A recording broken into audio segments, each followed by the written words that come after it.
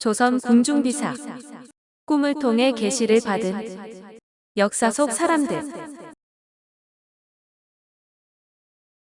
사슴을 살려준 보온으로 자손이 재상이 된 서필, 서희, 선울. 서필은 신라 서신일의 아들로 고려 광종 때 사람이다.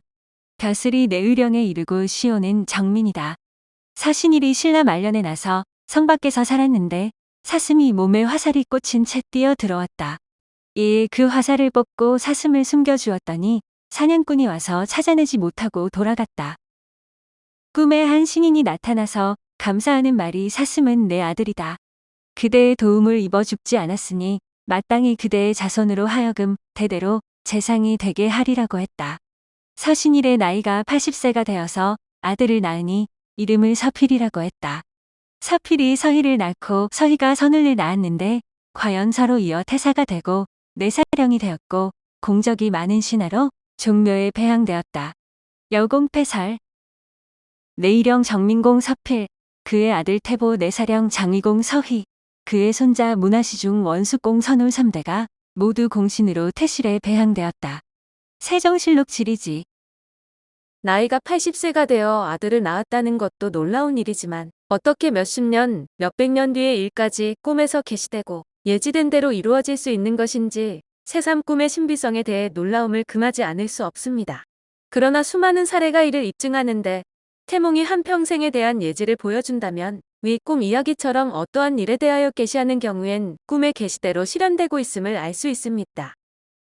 어떤 말을 꿈속에서 계시적으로 들은 경우 현실에서 그대로 실현되고 있기에 꿈속의 계시대로 따라주는 것이 좋은데 계시적으로 일깨워주는 것은 영영이 실제한다기보다 꿈의 상징 기법 중에 하나로 생각하면 됩니다. 거북이를 살려준 보온으로 3대 재상을 계시받다. 근세에 통해현에 거북같이 생긴 큰 생물이 밀물을 타고 포구에 들어왔다가 썰물이 되어 돌아가지 못했었다. 백성들이 장차 그것을 죽이려 하니 현령 박쇠통이 금지시키고 큰 새끼를 만들어 두 척의 배로 끌고 가서 바다석에 놓아주었다. 꿈에 한 노인이 앞에 와서 절하고 말하기를 내 아이가 나를 가리지 않고 나가 놀다가 하마터면 소태 삶음을 면치 못할 뻔했는데 공께서 다행히 살려주셔서 음덕이 큽니다. 공과 자손 3대가 반드시 재상이 될 것입니다고 했다. 박쇠통과 아들 박홍무는 다 함께 재상의 지위에 올랐으나 손자인 박감은 상장군으로서 벼슬을 내놓고 물러나게 되니 마음에 만족치 않아 시를 지어 말하기를 구호구호 막 탐소 3세 재상 허어이 거부가 잠에 빠지지 마라 3세의 재상이 빈 말뿐이로구나 라고 했더니 이날 밤에 거북이 꿈에 나타나 말하기를 그대가 술과 여색에 빠져서 스스로 그 목을 덜어버린 것이요 내가 감히 은덕을 잊은 것은 아닙니다. 그러나 장차 한 가지 기쁜 일이 있을 것이니 잠깐 기다리시오라고 하였다. 2, 3일 뒤에 과연벼슬에 다시 오르게 되었다. 여공패설.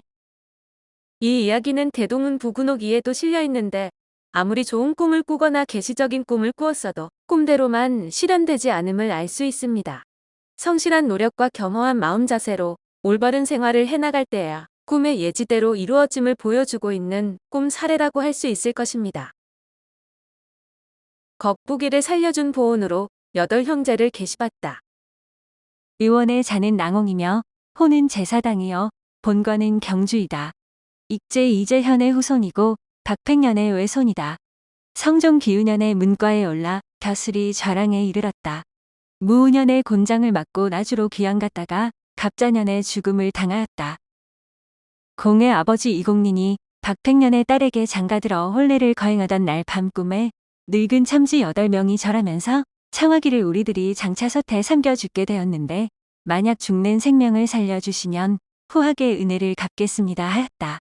공린이 놀라서 일어나 보니 음식 만드는 사람이 자라 8마리로 국을 끓이려고 하기에 즉시 강물에 놓아 보내게 하였다. 이때에 자라 한 마리가 빠져 달아나자 어린 종이 삽을 가지고 잡으려다가 잘못하여 그 목을 끊어 죽였다. 그날 밤에 또 꿈을 꾸니 7명이 와서 감사하였다. 그 후에 공린이 아들 8명을 낳았는데 이름을 오귀원타 별벽경곤으로 지었으니 그 꿈의 상서로움을 기념한 것으로 모두 재주와 명성이 있었다. 의원은 문장과 의로운 행동으로서 더욱 세상 사람의 추앙을 받았는데 갑자년에 비명에 죽었으니 그 징험이 더욱 뚜렷한 셈이다. 지금도 이 씨들은 자라를 먹지 아니한다. 부계기문, 열려실기술. 이 이야기 역시 신비한 계시적인 꿈 이야기로 원출자는 김시향의 부계기문인데 이공린이 혼인한 날 밤에 8노인이 꿈에 나타나 목숨을 살려달라는 부탁을 했습니다. 이에 이공린은 솥에 삼겨질 뻔한 자라 8마리를 구해주려고 했으나 잘못해 자라 1마리는 죽었는데 그날 밤 꿈에 7명이 와서 감사의 말을 하고 있습니다. 그 후 이공린은 아들 8을 두었으나 자라 1마리가 잘못하여 죽어서 꿈에 7명만 나타났던 것처럼 셋째 아들인 이원은 갑자사화로 죽음을 맞이합니다. 무덤을 단장해준 데 대한 보은의 꿈을 계시봤다. 차식은 송도 사람으로서 부지런히 배우고 글을 쥐었으며 또 시를 잘 짓는다는 명성이 있었다. 일찍이 벼슬하다가 집에 있는데 유수가 차식을 정종 능의 한식전 사건의 일을 맡아보도록 했다.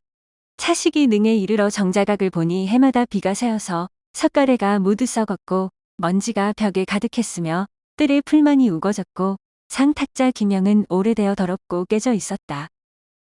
차식은 좌우를 돌아다보면서 차탄하였다. 이윽고 나이 많은 수복이 와서 뵙자 차식은 말하기를 나라의 능이 이렇게 매몰된 줄이야 일찍 몰랐었다 하니 수복은 말하기를 이 능은 조천한 지가 이미 100년이 지났는데 1년에 한식 이외에는 제사가 끊어집니다. 수복은 조선조 때 묘, 능, 사, 서원 등의 제사에 관한 일을 맡아보던 사람이며 조천은 종묘의 본전 안의 위패를 그 안에 딴 사당인 영령전으로 옮겨 모시던 일입니다. 재관도 서울에서 보내는 것이 아니고 술잔을 올리거나 절을 하는 예도 떳떳한 법에 맞지 않으며 희생에 쓰는 짐승은 파리하고 올리는 술이 신 것을 예사로 봅니다. 사당문은 한번 닫히면 1년이 다 가도록 고요하며 지키는 군졸도 또한 줄어져서 비바람을 수호할 사람이 없으니 어찌 황폐하지 않을 수 있겠습니까 하였다. 차식은 이 말을 듣고 처량하게 느껴 친히 소제를 한 다음 제물을 정하게 차린 후 목욕하고서 제사를 올렸다. 제사가 끝나고 잠이 들었는데 꿈에 자주 빗 옷을 입은 중사가 와서 차식에게 소명을 전하기를 주상께서 대궐에 앉아 계시니 나를 따라 들어가시지요 하고 드디어 차식을 인도하여 큰 대문으로 들어갔다. 밖에서 바라보니 대궐 집은 크고 깊은데 임금이 어탑 위에 앉아 있었다.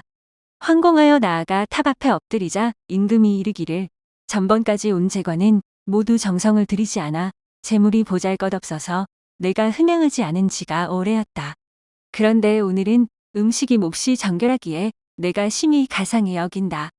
들으니 내 어미가 지금 대합병을 앓는다니 내가 좋은 약을 주리라 하고 또 이르기를 반드시 뒤에 복이 있을 것이다 하는 것이었다.